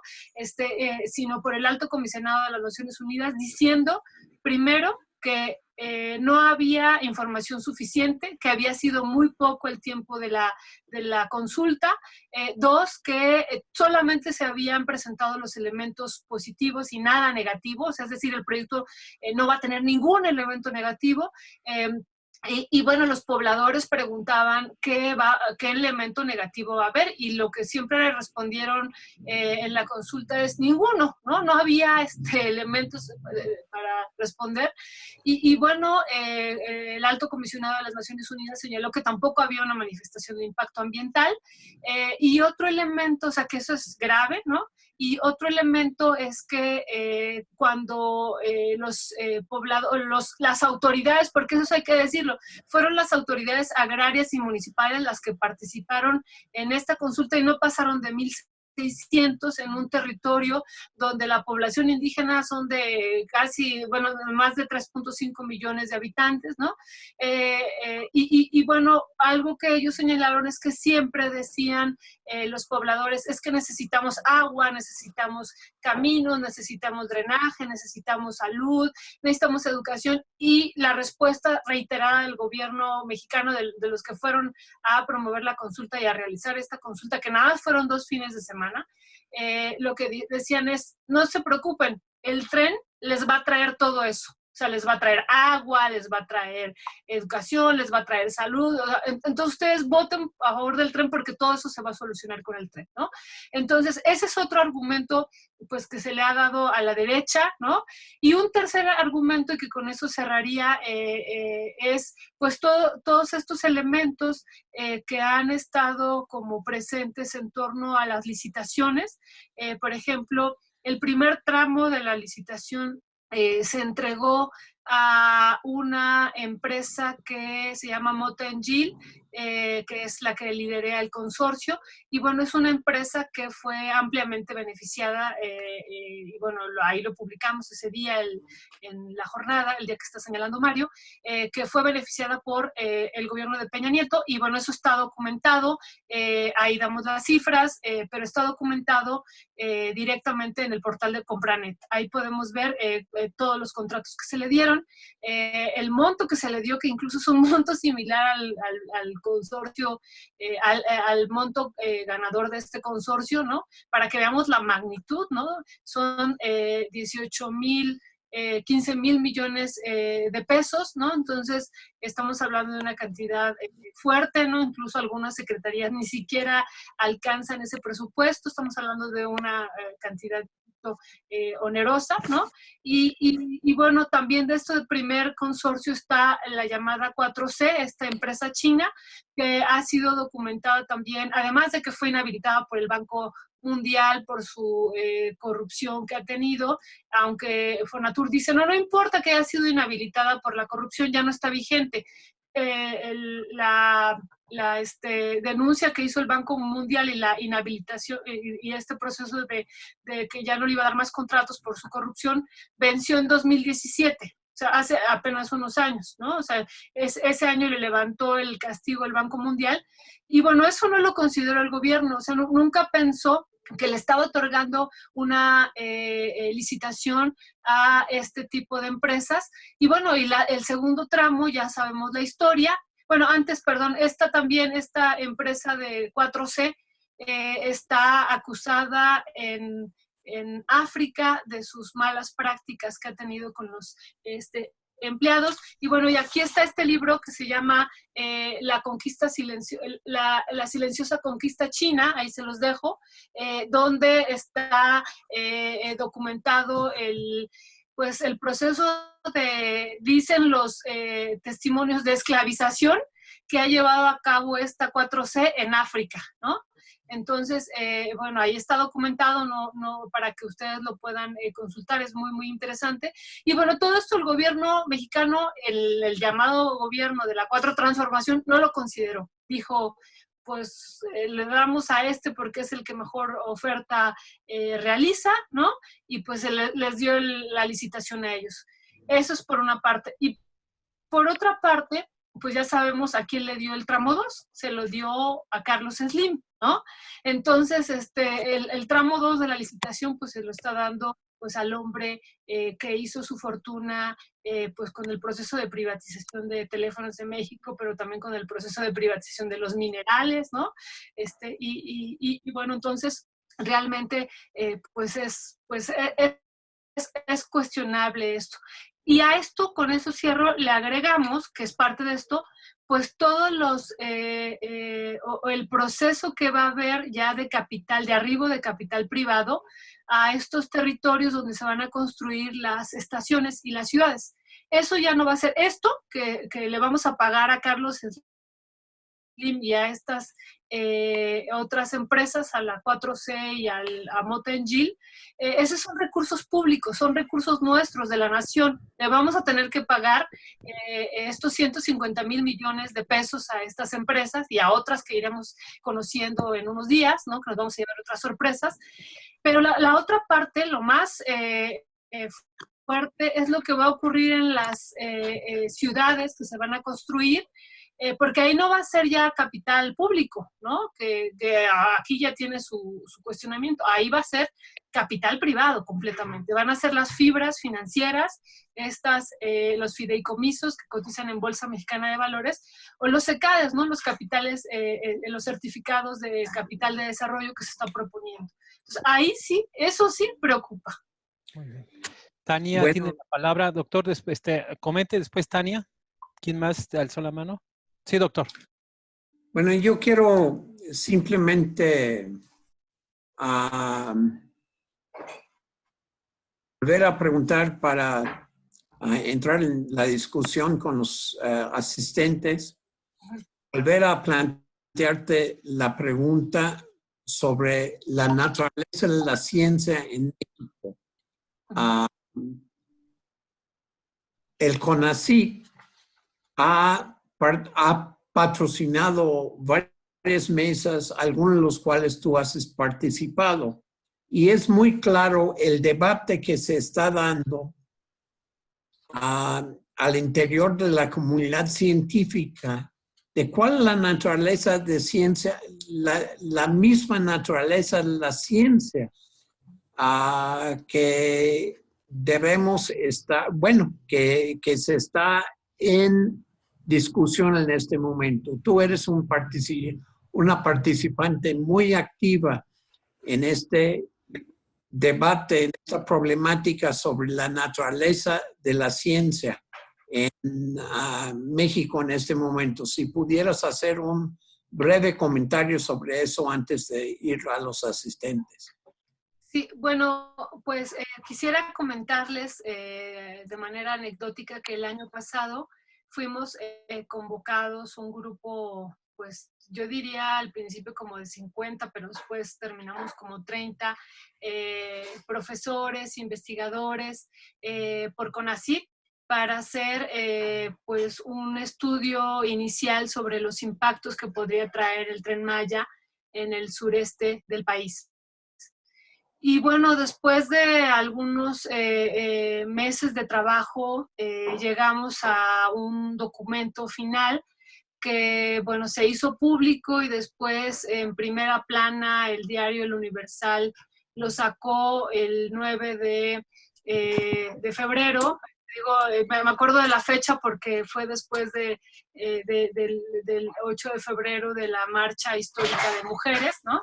Y lo que ocurrió ahí, o lo que ocurrió en este pues documento, era pues demostrar todo esto que estamos comentando, que bueno, pues en el sureste mexicano hay todavía un patrimonio sumamente importante. Por ejemplo, pues hay alrededor de 3,000 zonas arqueológicas, de alrededor de 25 áreas naturales protegidas, de una gran cantidad de cenotes ya con registros arqueológicos sumamente importantes que son entre 20 y 25, pero además una gran cantidad de selvas, bosques de este país, la mayor parte se encuentran en estos territorios, una gran diversidad de pueblos que decimos que son varias decenas, alrededor de 25, y todos estos sistemas que decíamos que tienen que ver con los modos de vida de los pueblos. O sea, entonces, en un primer espacio de este documento de CONACYT se mencionó esta gran riqueza biológica y cultural que sigue estando presente en este territorio y que lo que nosotros advertíamos es que estaba o que podría ser amenazada, ¿no?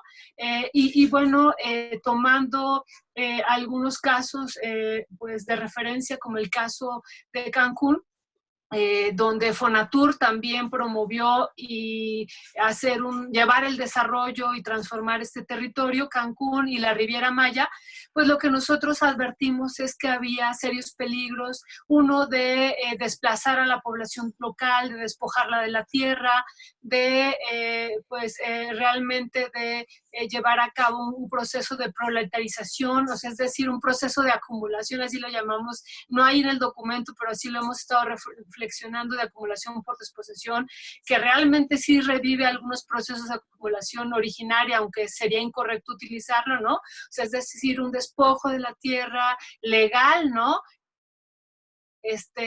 Legal totalmente, porque les digo, es el proyecto más importante de este gobierno de la Cuarta Transformación, y advertimos en que estos procesos se podrían ocurrir a partir de la experiencia de Cancún y a partir de la experiencia de la Riviera Maya. Pero no solo eso, también advertimos que podría haber una situación de incremento de la violencia sumamente intenso, como ya se vive ahora en estos territorios, producto no solamente de la delincuencia organizada que hay en estos espacios, ¿no? Sino también producto de una situación de contraste que se vive muy intenso en este territorio. Por ejemplo, pues una de las anécdotas que nos comentaban es que varios de los pueblos mayenses que quedaron ahí en Cancún y alrededor de la Riviera, pues lo único que hacen es ir a trabajar todos los días a los hoteles, ¿no? Son empleados y ellos dicen, en el día vamos a estos palacios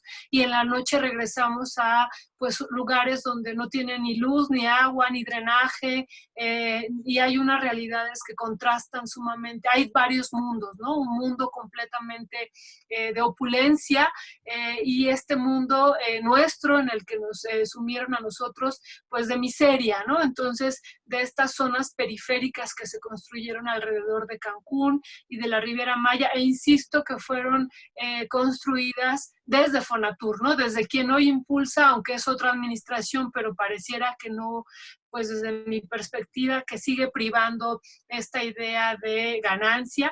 Entonces, esto es lo que nosotros advertimos en este documento de Fonatur, más esto que les digo de los procesos de despojo que se pudieran gestar con el arribo de el capital financiero inmobiliario que acá en México ya lo conocemos, ¿no? Muchos de los centros comerciales que hoy conocemos acá o que hemos visto que se construyen últimamente, todos se hacen con estos fideicomisos, con estas fibras. Y bueno, lo preocupante que decíamos en el documento de CONACYT es que ahí se haría sobre propiedad social, ¿no? Sobre esta propiedad histórica que son los ejidos, que decimos permanentemente que resistieron o han resistido 30 años al neoliberalismo, y que lo grave sería que hoy con el Tren Maya, pues realmente sí se lograra el sueño que tenía Carlos Salinas de pues privatizar la propiedad social, ¿no? Entonces, eso ha sido lo preocupante. Ahora, en términos del concepto de ciencia, de lo que es, bueno, lo que queda claro desde mi perspectiva en todo este proyecto es que, desde la visión del gobierno federal, lo que hacen los pueblos originarios no es científico, ¿no? O sea, desde su visión eso es todo menos ciencia, eso es atraso, eso es no desarrollo, eso no tiene ninguna validez científica, porque además así nos contestó el director de Fonatur una vez que vio pues esto de la milpa, que vio esto de los territorios, pues son los territorios sagrados de los pueblos, la cosmovisión, su relación armónica con la naturaleza, la madre tierra presente, pues todos estos elementos anímicos que viven en los pueblos, ¿no? Esto que les decía, el alcil, el corazón, pero otros elementos también que están ahí, pues lo que contestaron es que no tenía validez científica, ¿no? O sea, es decir, lo que el pensamiento de los pueblos, sus cosmovisiones, sus visiones de mundo, pues no es ciencia, ¿no? Entonces, la ciencia es, desde esta visión, pues llevarles algo que para ellos ya ha tenido resultados en otras partes, es que si hay crecimiento, hay desarrollo, ¿no? Entonces, eso es lo que ellos han estado como argumentando, y así está textual, textualmente lo tenemos grabado, de que esto no es científico. Muy bien, gracias, Violeta. Vamos cerrando. Tenemos, por favor, Tania, del Tecnológico, del Doctorado de Desarrollo Regional Tecnológico de Oaxaca, del Doctorado en Conservación de Recursos del CIDIR del Politécnico en Oaxaca, y César, ya se tiene que ir, César, del Doctorado de Economía de la UAM. Entonces, si comentarios breves, colegas, para que puedan ver si hay retroalimentación o es simplemente un comentario. Empezamos con Tania, si da tiempo César, si te da tiempo estar, y Alejandra. Bueno, Tania. hola, buenas tardes. Básicamente es, a lo largo del seminario hemos estado revisando justamente cómo estas comunidades, que como lo comentaste al final, casi al final de tus comentarios, que son relegadas por este famoso desarrollo, y cómo estas comunidades, a partir de su relación con la naturaleza y de sus modos de vida, terminan siendo una resistencia ante estas formulaciones del famoso desarrollo o del progreso. Entonces, más bien mi duda viene, y bueno, y que también ha sido clara la postura del presidente desde el momento en que se hizo la consulta. Él hacía comentarios como a un pronunciamiento que hicieron los zapatistas, diciendo que los zapatistas no conocen las montañas de Chiapas. Entonces, pues bueno, a partir de esto, yo quisiera saber si ustedes han ubicado cuáles han sido estas formas de resistencia que tienen estas comunidades que están dentro de toda esta construcción del Tren Maya, y cómo se perciben y cómo se diferencian estas formas de resistencia. Gracias. Ale, por favor, y si te da tiempo César, bien, si no, no hay problema. Ale. Y esto yo ya le había preguntado algo al doctor, que si ya está bien entendido que no es un proyecto viable, que no está bien, que va a causar muchas cosas negativas, ¿por qué están tan empecinados en hacerlo? O sea, entiendo que la de turismo es como la que está más empecinada, pero entonces, si se supone que traen como esta premisa de este gobierno de que están vinculadas todas las demás secretarías, y sobre todo que en el CONACYT ahora viene como un punto estratégico el patrimonio biocultural, ¿cómo es que están haciendo estas relaciones entre que no se está defendiendo el patrimonio biocultural? Van a tener consecuencias muy fuertes en esa parte, y a mí sí me surge esto de nosotros que estamos tan lejos, ¿qué podemos hacer? Porque creo que ha de ser frustrante tanto los que trabajan ahí en directo como los que estamos aquí, nada más lo estamos viendo. César, tu comentario, y si quieres te lo grabamos, va a estar grabado, va a estar el viernes, entonces, ¿quieres comentar aunque ya no te dé tiempo estar? Sí, César, Sí, adelante. Era más o menos en sintonía lo que ya mencionaba Tania.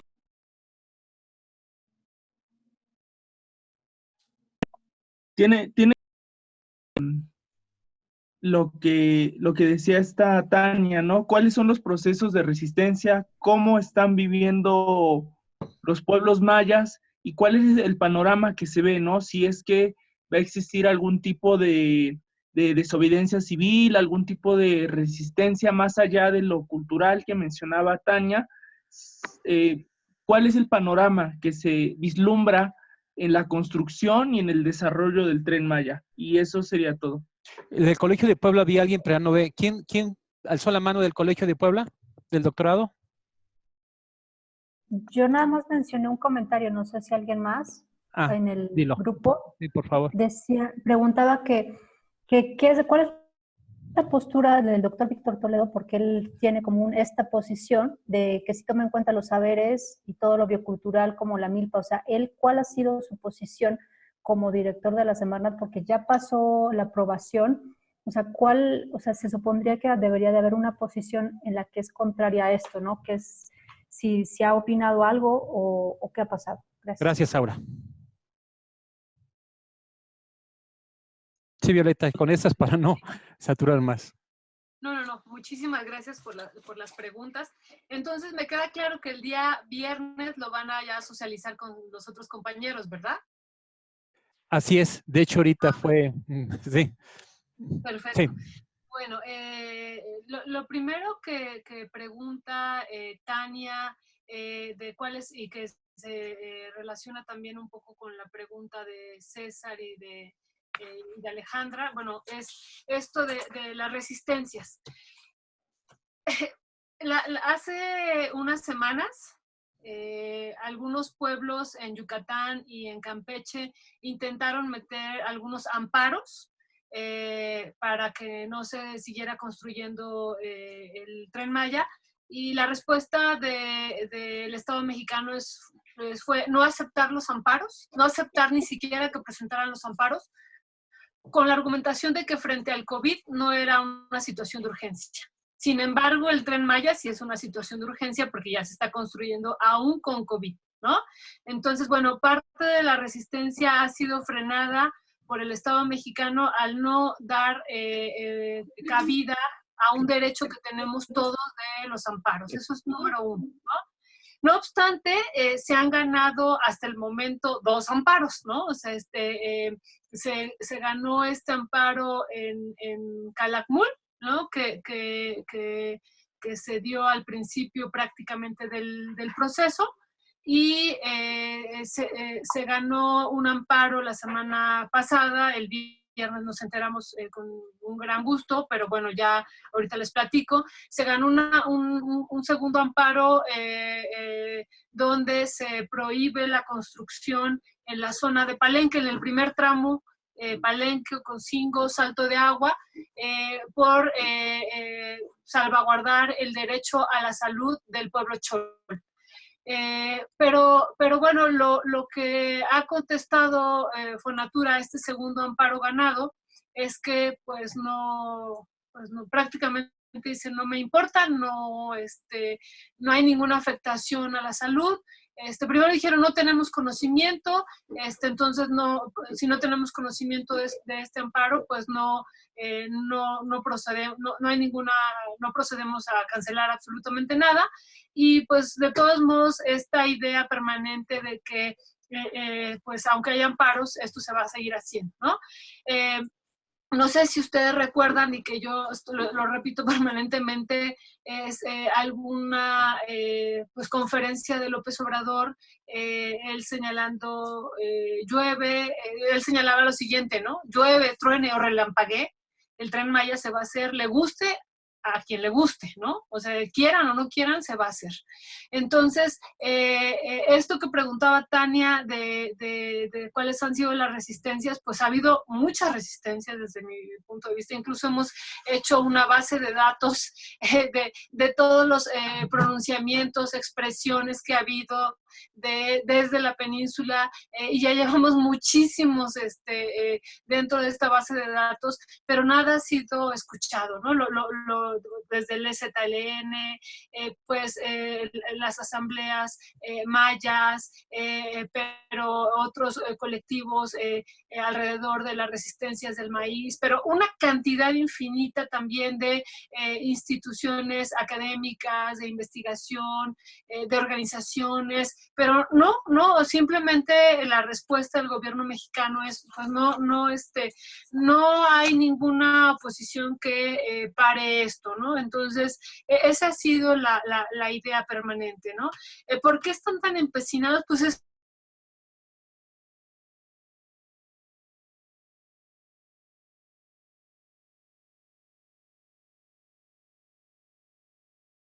esto que se señala que fue también en este proceso convocado por CONACYT. Y bueno, lo que decíamos es que pareciera que ningún argumento es válido para ellos, ¿no? O sea, les digo, este argumento de la milpa, de la cosmovisión, eso no es científico, ¿no? Entonces, eso no es un argumento para ellos. Entonces, pero también la destrucción del patrimonio cultural, de los 3,000 sitios arqueológicos que van a ser impactados, de la contaminación, nada es ningún argumento de lo que hicieron los compañeros de, por ejemplo, el peligro de las cuevas de murciélagos, que son vitales, fundamentales para el proceso o de las abejas, también el peligro que habría si son impactadas las producción de la miel, en todo el proceso de la milpa, tanto de los murciélagos como las abejas. Nada ha sido como escuchado, todo es así. Y justo nos preguntamos esa misma cuestionamiento que hace Alejandra, ¿por qué están tan empecinados? Y bueno, lo que nosotros podemos contestar a bote pronto es que hay un gran interés del capital inmobiliario aquí, ¿no? O sea, eso es lo que nos explica esto, que está metido el mercado financiero en esto, le van a dar entrada al mercado financiero de una manera feroz en este territorio, y eso es lo que nos estaría explicando, ¿no? Lo que dice César, bueno, que se relaciona un poco con esto que preguntaba Tania de las resistencias, ¿no? Y bueno, vemos como 3 escenarios ahí. Por un lado, está esta propuesta de AMLO y de Fonatur de decir esto va porque va, ¿no? Aunque yo insisto, aunque fue el otro día causó un poco de polémica, yo creo que dentro del gobierno federal hay algunos contrapoderes, todavía lo puedo decir así, y que están preocupados, forman parte del gobierno de la Cuarta Transformación, pero están preocupados en esta construcción del tren, que puede ser depredadora, devastadora, y bueno, entre ellos yo metería lo que dice Aura, ¿no? Metería a Víctor Manuel Toledo, metería a la propia directora de CONACYT, que realmente ellos fueron los que nos convocaron a este proceso de investigación para ver los posibles impactos. Metería también a la Procuraduría Agraria ahí, y bueno, metería a otros sectores del gobierno que realmente forman parte del gobierno. Alguien me decía hace unos días, bueno, si no quisieran el Tren Maya, pues que se salgan, que renuncien. Decía, pues sí, ya, ese sería el caso ya más radical, ¿no? Pero bueno, están ahí y han estado haciendo algunas labores internas, no obstante, pues están dentro del gobierno y pues finalmente pues van a acabar aceptando el tren, ¿no? Entonces, bien decía Aura, pero Toledo se ha opuesto y ha trabajado estas pues resistencias bioculturales. Pues sí, tienes toda la razón, Aura, pero pues finalmente pues siguen siendo parte del gobierno de la Cuarta Transformación e insisto, este proyecto es el proyecto más importante, aunque, bueno, se conecta con el corredor interoceánico, ¿no? Que también es sumamente importante, ¿no? Pero, bueno, así está denominado. 2 es la visión pues de los pueblos, que insisto, ellos, recordemos que López Obrador sigue teniendo una amplia popularidad, ¿no? Y en la península pues también ganó con un amplio margen.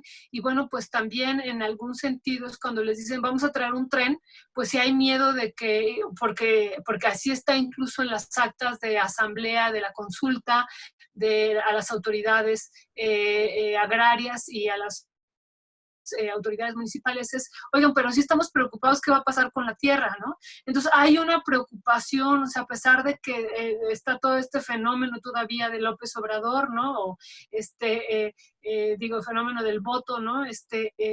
Pues hay una preocupación desde los pueblos de qué va a pasar. Ha habido, insisto, varios procesos organizativos que han llegado algunos en los amparos, en estos amparos colectivos que hay, ¿no? Que ya serían más, pero los han detenido, el Estado mexicano los ha detenido.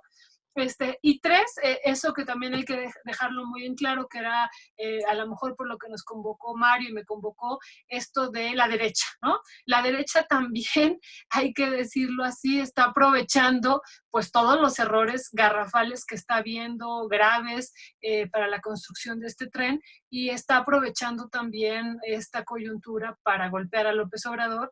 Y bueno, pues la derecha también se ha opuesto al Tren Maya, pero decíamos el viernes pasado, pero bueno, nosotros no somos parte de esa derecha, ¿no? Nosotros estamos señalando los riesgos que vemos pensando en la defensa justo de lo que decía Tania, de estas culturas que están relacionadas directamente con la naturaleza, ¿no? De estas zonas bioculturales, que la derecha, por supuesto, no las ha defendido nunca, ¿no? Entonces, sí hay una diferenciación ahí. Entonces, yo diría que hay tres como grandes bloques, ¿no? O sea, el gobierno federal con sus contradicciones internas, aunque algunos dicen no, las hay, ¿no? Dos, pues todo este proceso organizativo, pues desde el CNI, el ZLN, y todos estos pueblos que han estado interponiendo los amparos, y que creo que vendrán más, afortunadamente, si es que el Estado no los detiene, y la derecha también actuando en torno al tren, y claro, dentro de esta derecha, yo me atrevería a poner incluso, pues, que algunos de ellos que se han opuesto al tren, pues, o hablar de un cuarto bloque, pues que también, insisto, el capital inmobiliario financiero está ahí como muy atento. Muchas gracias, doctor. Vamos a cerrar porque ya tenemos... Doctor, su micrófono. Doctor Barkin. Su micrófono está cerrado. Bueno, a ver, Lauro, desde aquí. Muchas gracias, Violeta. Gracias. Fue sumamente provechoso y pues te daremos la oportunidad de ver el contexto en el cual lo vamos a insertar. Te agradecemos mucho a nombre del Seminario de Economía Ecológica Radical tu participación en esta grabación. Hasta luego. A ustedes, Gracias. al profesor Barkin y al profesor Mario y a todos los demás. Gracias. Ya. Muy bien, gracias.